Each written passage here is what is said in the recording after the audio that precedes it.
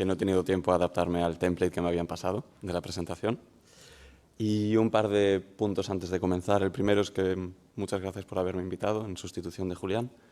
Yo creo que es la sala más bonita en la que he dado una charla en mi vida. El segundo punto es una queja formal medio en broma, pero también formal, y es que mi apellido lleva una S y sin esa S me siento medio descalzo. Pero no pasa nada. El tercer punto, que creo que lo introdujo Josep, yo no soy médico, no soy biólogo, soy físico y por lo tanto aprecio ser muy preciso y así me veo obligado a decir que yo de la dieta cetogénica sé una cantidad muy cercana a cero. No digo a cero por la misma razón que he dicho de que me gusta la precisión, pero si me forzáis un poco voy a aceptar que el cero está bastante bien. ¿Vale? Y por último, que no hablaré realmente de herramientas, pondré una como ejemplo, que es de X29, y en base a esa herramienta quiero intentar estimular a la audiencia a adoptar estrategias un poco más sistemáticas, sobre todo en la parte de medidas translacionales. Cómo cogemos la investigación básica, que hemos visto dos ejemplos maravillosos en las dos charlas anteriores, y cómo hacemos que los médicos la puedan usar de manera eficiente, de tal manera que los pacientes y todos nosotros nos veamos beneficiados. ¿Vale? Me presento. Yo soy Pablo Botas, trabajo en Fundación 29. La Fundación 29 es una fundación fundada por Julián Isla, el ponente original de esta charla, y nos dedicamos a investigación, sobre todo translacional. Cómo cogemos los conocimientos, sobre todo alrededor de la genómica, y utilizando herramientas tecnológicas alrededor de la inteligencia artificial, cómo podemos ofrecer este conocimiento, estas herramientas a la sociedad. Nos centramos en enfermedades raras. Voy a hacer una pequeña introducción de estadísticas frías de las enfermedades raras. Las enfermedades raras afectan, estimaciones recientes, entre el 6 y el 8% de la población mundial. Hay unas 10.000, lo que implica que si se hace el cálculo es que enfermos de cada una de ellas, pues no hay tantos. Pero si sumas todos los enfermos que representan este tipo de enfermedades minoritarias, te da un número mayor que los enfermos de cáncer y de SIDA. Es un número muy considerable, es un problema a nivel global. El 80% de estas enfermedades tienen origen genético, ya sea heredadas, ya sean mutaciones de nuevo. Y la mala noticia es que en general afecta a niños o debutan en etapa infantil y se tarda una serie de años bastante grandes de media en encontrar un diagnóstico. ¿Vale? Encontrar un diagnóstico no es otra cosa que ponerle un nombre a lo que tiene una persona. Eso no implica que se le pueda poner un tratamiento efectivo, dado que la mayor parte de estas enfermedades no tienen un tratamiento específicamente diseñado para ellas, lo cual es un grave problema a nivel sistémico, a nivel paciente.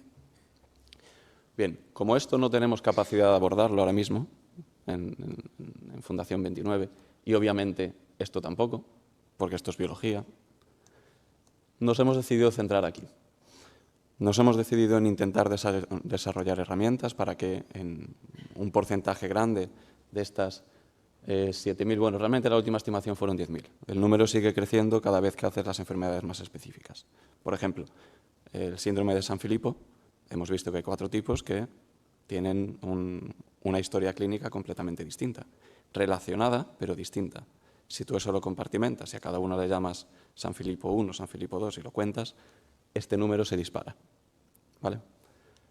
Nosotros decidimos centrarnos aquí y la razón de esto, y un poco la historia de la Fundación 29, es que esto son estadísticas frías, pero Julián Isla tiene un hijo con el síndrome de Dravet. Entonces, claro, se vuelve personal y se empiezan a crear iniciativas muy poderosas. No tengo necesidad de contaros lo que hace la gente en estos casos y son auténticas iniciativas que son una maravilla. El síndrome de Dravet es un síndrome con un fenotipo, un conjunto de síntomas relacionados con la epilepsia. Es un fenotipo bastante severo.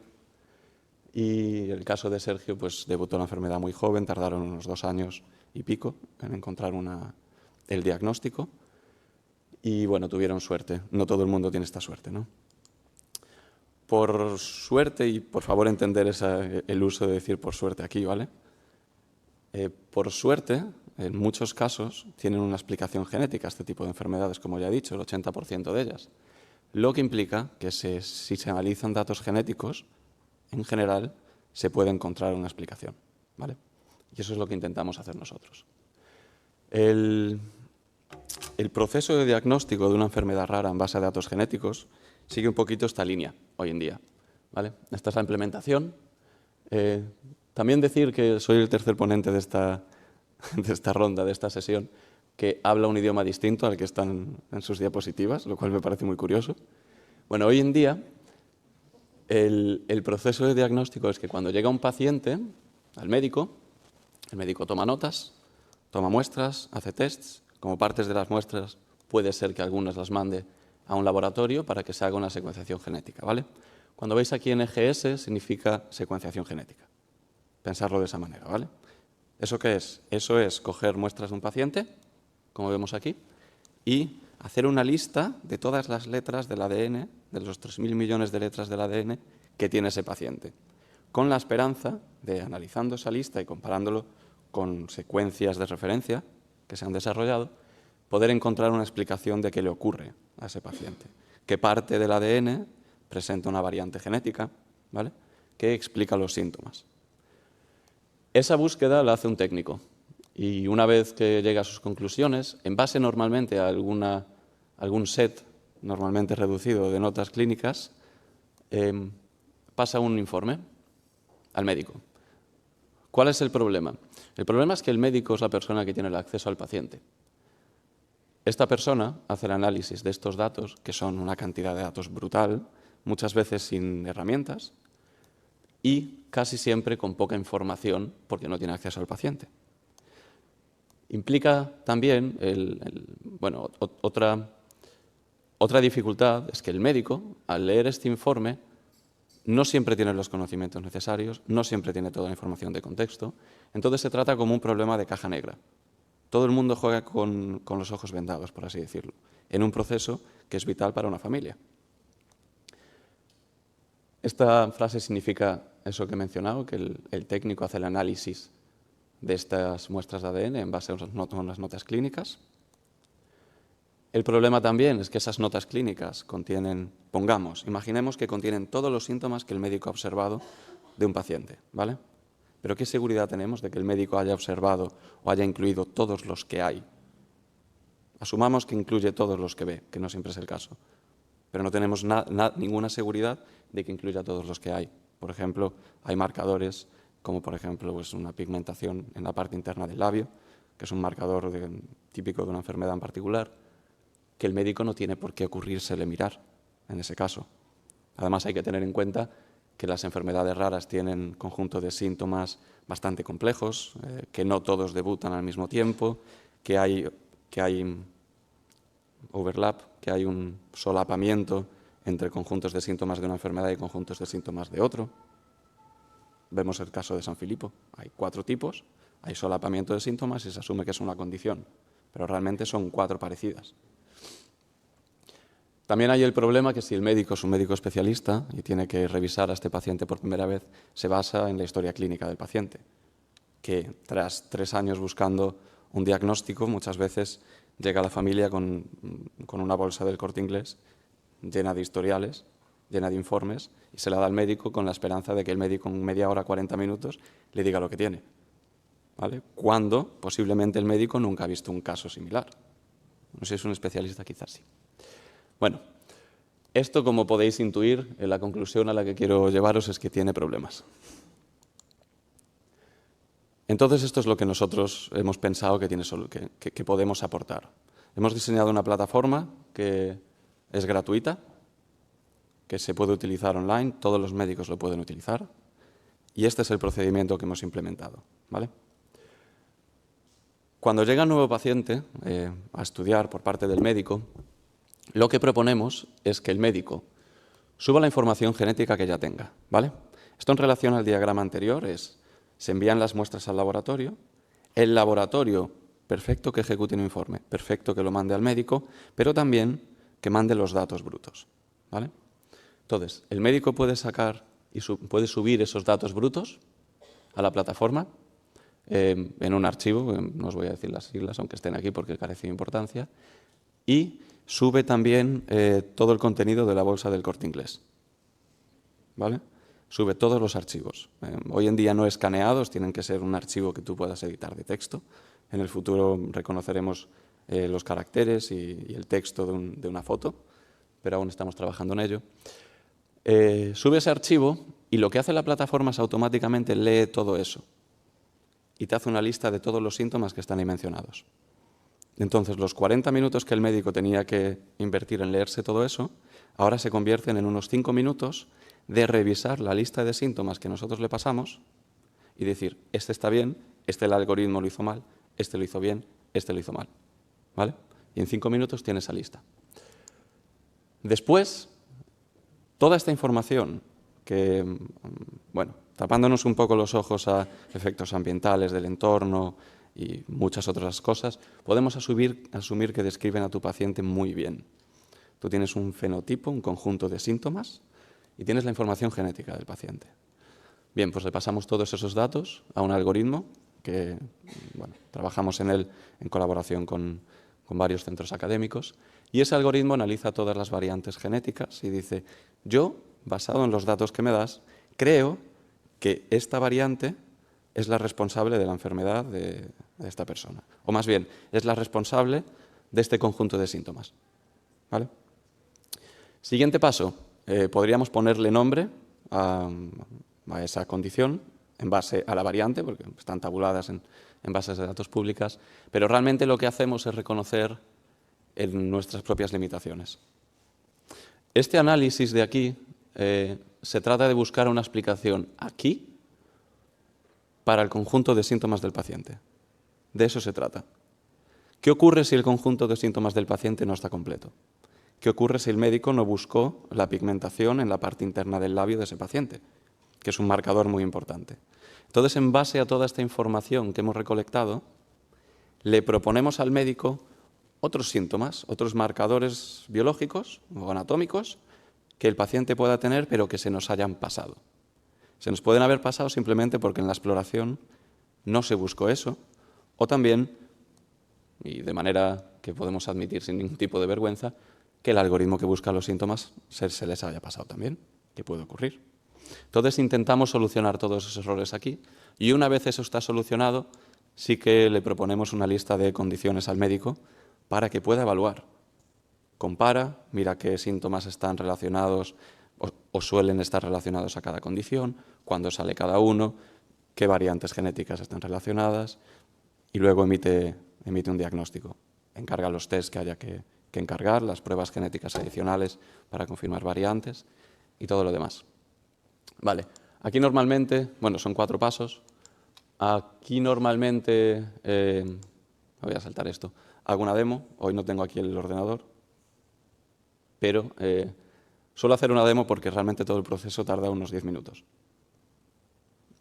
Pero os voy a enseñar simplemente cómo se ve. No os voy a hablar demasiado de los algoritmos detrás, deciros que los desarrollamos en colaboración con institutos de investigación muy punteros en general. Nosotros, nuestra parte o nuestro fuerte reside en coger lo que ellos hacen, que saben mucho del dominio específico, y ser capaces de dárselo a la sociedad, que ellos no se tengan que preocupar de eso, dar una plataforma común para que las investigaciones se vayan directamente a la práctica clínica, ¿vale? Una vez publicadas y demás, ¿vale? Este es el algoritmo que hace el reconocimiento de texto y esto es cómo se ve. Tú subes un archivo, el contenido, este solo es un extracto para que cupiera en esta pantalla, el contenido del archivo se ve ahí, pierde el formato, pero el texto es el mismo. Si se sube un archivo en español, en catalán, en ruso, en francés, en gallego, ya que soy gallego también lo incluyo, lo traducimos automáticamente al inglés porque esto trabaja en inglés. Y luego lo que hacemos es presentarle al médico una lista de síntomas estandarizados, que tienen un nombre estándar, que el algoritmo ha encontrado, y si pincha, por ejemplo, aquí en Seizures, le enseñamos en el texto dónde está. Si hay más de una posición se le enseña. ¿Por qué? Porque es importante para que la persona, el ser humano, evalúe el contexto. Quizás están hablando del padre. Puede ocurrir en un historial médico. Entonces el humano evalúa todo eso y si hay algo que hay que rechazar, le dan no. ¿Vale? También le damos una indicación de cómo de probable es que esté bien hecho, ¿vale? Entonces, ese es el primer paso. Como resultado, tenemos una lista de síntomas que nos describen de manera fenotípica al paciente. El segundo paso es analizar la información genética, ¿vale? Lo hacemos en colaboración con la iniciativa Monarch, con un algoritmo que se llama Exomizer, que es público y la verdad que funciona muy bien. Pero este no es un caso común. Yo no sé vosotros cuántos de vosotros tenéis una secuenciación genética donde tenéis todas las letras de vuestro ADN, aunque sea de una parte, de la parte codificante, ¿no? Esto no es el caso común. Entonces, para solventar eso, ¿qué ocurre si no tenemos esa información? Ocurre en muchas regiones del mundo. Lo que hacemos es generarnos una estructura de conocimiento, ¿vale? Esto se llama formalmente una ontología. En esta ontología volcamos toda la información que tengamos pues imaginaros, la lista esta de 10.000 enfermedades raras, ¿vale? ¿Qué síntomas tiene cada una de esas enfermedades raras? ¿Con qué frecuencia? ¿Qué genes, en qué genes se han descrito variantes que están relacionadas con esas condiciones? Unimos toda esa información, ¿vale?, con distintas lógicas. Y después lo que hacemos es navegar esta estructura con un algoritmo que se llama Phenoloyzer, que de nuevo lo desarrollamos en colaboración con un grupo de investigación. En este caso, ahora se mudaron a la Universidad de Pensilvania, en Filadelfia. Y lo que hacemos es, en base a los síntomas iniciales que hemos sacado del archivo que subimos, deducimos qué genes pueden ser los responsables de esos síntomas. Básicamente, la lista de genes, en lugar de medirla, nos la inventamos. Nos la inventamos con conocimiento de causa, pero nos la inventamos, ¿vale? El siguiente paso, como he dicho, es intentar solucionar los errores que hemos cometido en los pasos anteriores. Para ello, le proponemos al médico, que es el usuario de esta plataforma, que revise qué otros síntomas puede tener el paciente. La lógica en este paso es, bueno, dado que hemos encontrado una variante en este gen, ¿vale? Este gen es el más característico de Dravet. Este gen está relacionado con esta condición y esta condición está relacionada con esta serie de síntomas. ¿Tiene el paciente alguno de estos síntomas y no me lo has dicho? ¿Vale? Entonces el médico va pinchando, los pone en verde y una vez termina de evaluar esta condición, le da siguiente. El programa va a la siguiente condición relacionada con este gen. Si no hubiera ninguna, va al siguiente gen. Y vamos descendiendo en orden de importancia. El resultado es un fenotipo muy completo. Es una descripción completa, o bastante completa, de ese paciente. Solo entonces, y permitirme que me salte eso, solo entonces nos atrevemos a decirle, bueno, pues quizás es esto, evalúelo, ¿vale? Aquí son ejemplos de 3 síndromes, bueno, sí que puedo ver atrás, cada uno caracterizado por una serie de síntomas. Como veis, la lista es grande. Si a mano el médico, con poca experiencia o con una experiencia limitada, tiene que comparar esta serie de síntomas con todas las enfermedades raras o con todas las enfermedades en general, es un procedimiento complicado. Nosotros lo que hacemos es decirle, bueno, con X puntuaciones, pues pensamos que esta serie de síntomas pertenece a Dravet. Puede ser que pertenezca aquí, puede ser que aquí. A veces la distinción entre condiciones es un poco arbitraria, pero bueno, esa es la lógica que hemos implementado en la plataforma. Hemos aprendido bastantes cosas investigando con esta plataforma. Hemos aprendido que a los médicos les gusta mucho, punto 1, les parece muy útil y además lo pone en el centro de todo este análisis de datos genéticos, que no eliminas para nada el laboratorio, pero sí que incluyes al médico en estos insights. Les parece muy útil los procesos implementados y hemos aprendido que colaborar con la academia y ser capaces con la investigación básica, por ejemplo, de la que ya se han hablado, colaborar con ellos y darles una canalización hacia la sociedad es súper importante. La plataforma es muy útil en áreas sin acceso a datos genéticos y no necesita instalarse.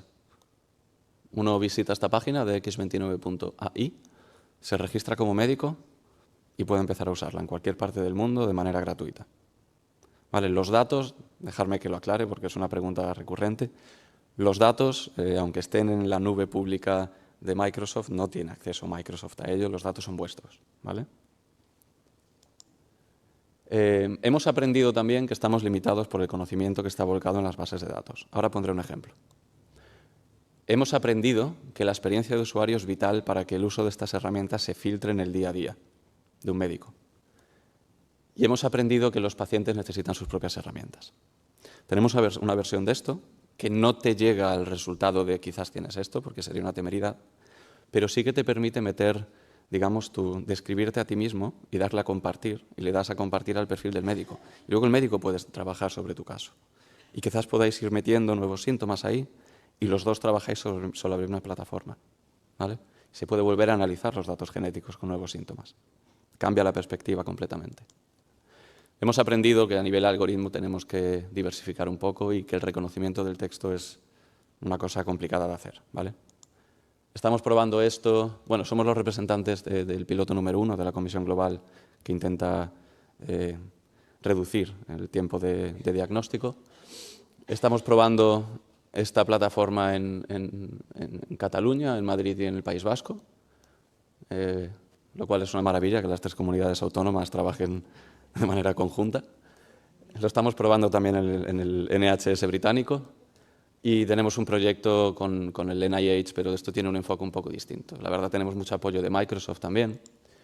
Y bueno, todo esto es muy bonito, pero como he dicho, estamos limitados. Estamos limitados porque utilizamos bases de datos públicas a día de hoy.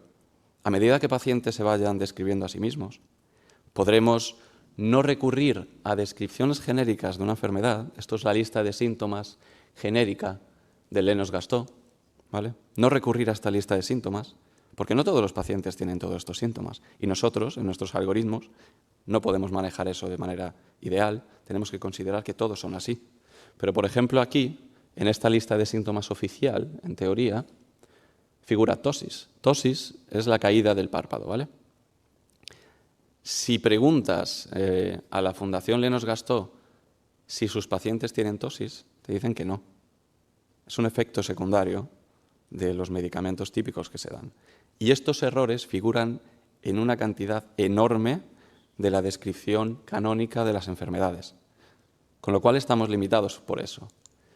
Pero hay un problema mayor, y es que yo os invito a pensar cómo le ponemos nombre a las enfermedades, ¿vale? Yo soy físico, así que os voy a llevar un poco a las estrellas, aunque no hago cosmología y nunca la he hecho, pero voy a pretender que sí. Antiguamente, en la antigua Grecia, yo me acuerdo de eso, que soy muy mayor, se le ponía el nombre a estructuras estelares, a constelaciones, nombres antropomórficos, ¿vale? Hoy en día, la cosmología o la astronomía ha evolucionado. Ya no hablamos de Apus, de Aquarius o de Aquila, o como se pronuncia. Hablamos, por ejemplo, de matrículas, de identificaciones únicos. Esto dice, esto es un pulsar. La J dice el sistema de coordenadas que se utilizan. Y estos son las coordenadas. El nombre de los astros, el nombre de los cuerpos estelares, te indica dónde están, te da información de ese astro. En las enfermedades raras tenemos Dravet, que tiene el nombre de la doctora Dravet, que le puso el nombre a un síndrome, que hizo un trabajo excelente, que encontró similitudes entre una población de pacientes, pero que no es único. Tiene el nombre de la doctora. Si hay 2 descubridores, y perdón que esto está un poco cambiado, bueno, si es el síndrome de Rett, pues tiene el nombre del descubridor. Si hay 2 médicos que lo describen, tiene 2 nombres. Si hay 3, tiene 3. Hoy en día esto está evolucionando y ya le empezamos a poner el nombre de genes. De hecho, hay asociaciones de pacientes que ya no se llaman West, por ejemplo, se llaman CDKL5. Y eso es lo que tienen. El siguiente paso no es solo hablar del gen mutado, sino qué mutación. Es decir, vamos a ir avanzando a ser cada vez más precisos. Vamos a ir avanzando a que cada paciente se identificará con sus propias condiciones y para eso necesitamos describir a todos los pacientes de la manera más precisa posible. Para eso necesitamos datos genómicos en última instancia, datos de dónde viven, a qué se ven expuestos, modo de vida. Y todo eso, que es muy difícil de analizar, se puede analizar. No podemos imponer divisiones de origen antropomórfico, divisiones que a nosotros nos parecen que están bien, divisiones que decimos, bueno, pues de aquí a aquí, cajón es desastre. Por ejemplo, el autismo se está desmembrando en pequeñas dolencias menores. En lugar de hacer eso, lo que tenemos que hacer es dejar los datos brutos representarlos como grafos, como estructuras más avanzadas. Sobre grafos, sobre estas estructuras podemos computar. Os voy a explicar de manera muy breve cómo funciona el reconocimiento de síntomas en el texto. Lo que hacemos es, hemos aprendido cómo representar conceptos con flechitas. Así de simple. De tal manera que flechitas parecidas dentro de un mapa, flechitas que tienen la punta en sitios parecidos, representan conceptos parecidos. Desplazamientos de esas flechitas representan conceptos también parecidos. Si hay una flechita que va de aquí del 0 a hombre, si haces un desplazamiento hacia aquí, te tiene que dar woman. De la misma manera, el mismo desplazamiento sobre el concepto rey te tiene que dar reina. De la misma manera, sobre caminando, te tiene que llevar al pasado, o sobre nadar, también al pasado. ¿Vale?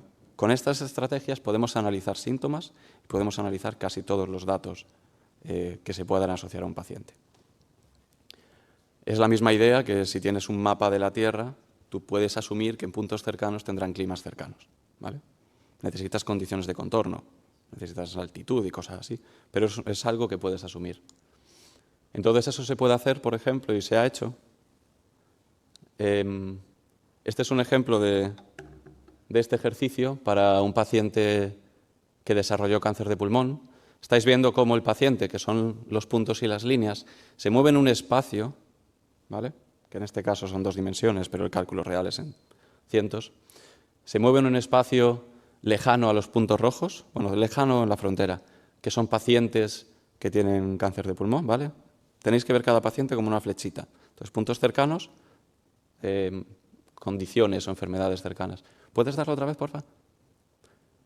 Y a medida que avanza el tiempo, que lo tenéis aquí, avanzan los años, el paciente va desarrollando síntomas, va evolucionando, y de repente desarrolla un síntoma que claramente lo lleva a esta región.